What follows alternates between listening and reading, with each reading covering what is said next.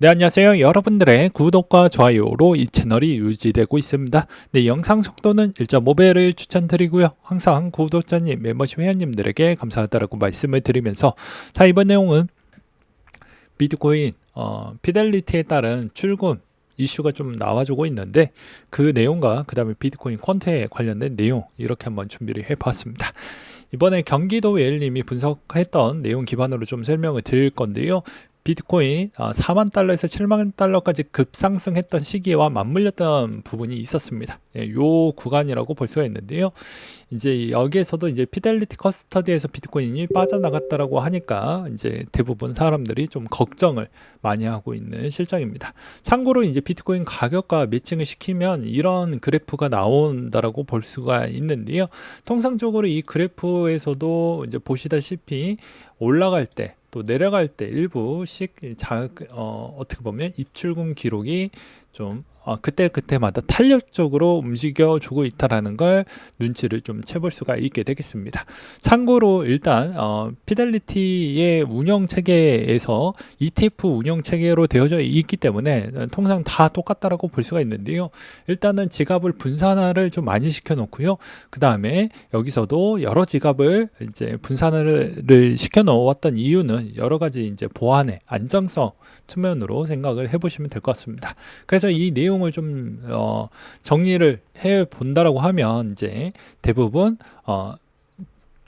거래 주체에 있는 애들 쪽으로 이제 물량을 좀 보내겠죠. 그러면 코인베이스나 제민이나 그 다음에 갤럭시 디지털이나 뭐 기타 등등 뭐 로빈후드 뭐 등등 이렇게도 또 포함이 될 수가 있는데, 여기서 이제 연결 가능성이 높은 쪽만 뽑아가지고 차트화를 시켰을 때 보게 되면 여전히 여기에서도 매도 목적성으로 거래소를 좀 이용했던 추이를 확인을 해볼 수가 있습니다.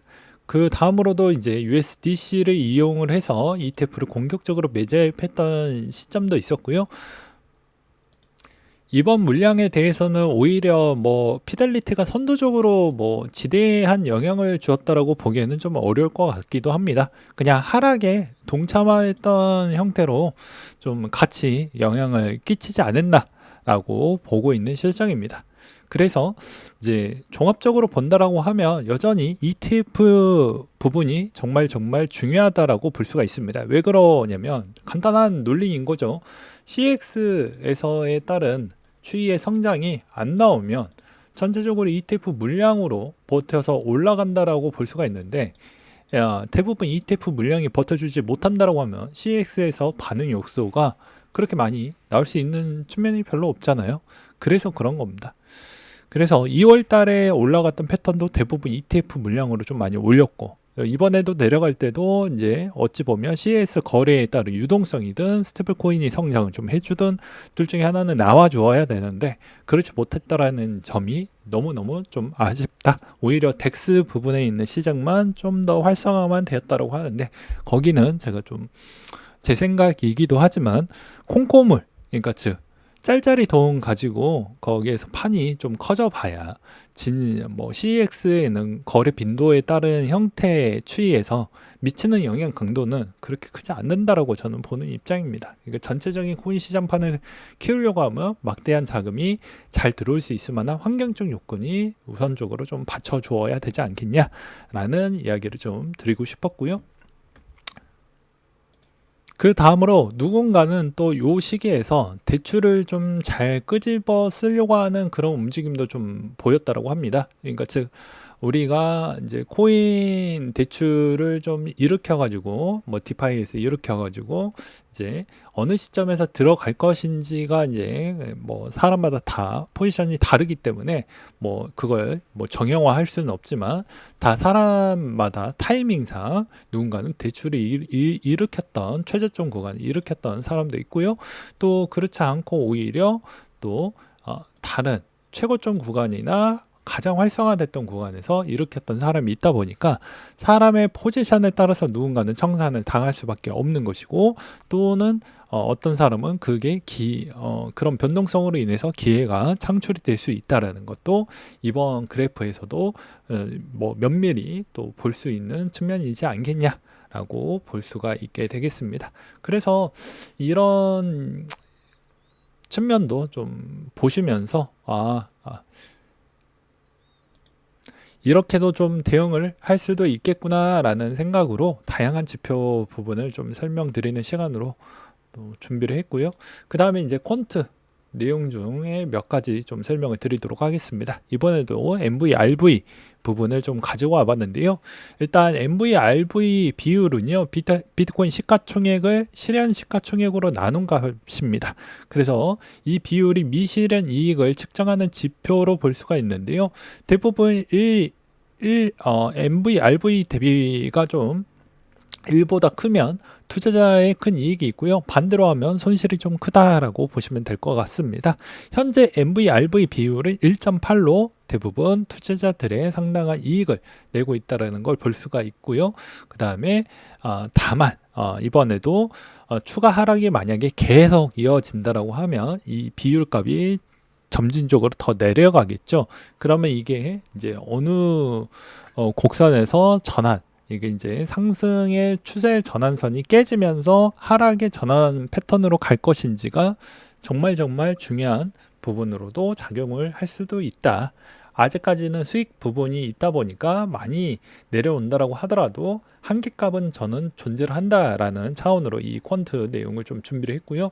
그 다음에 하방에 있는 뭐 매도벽, 이 매도벽도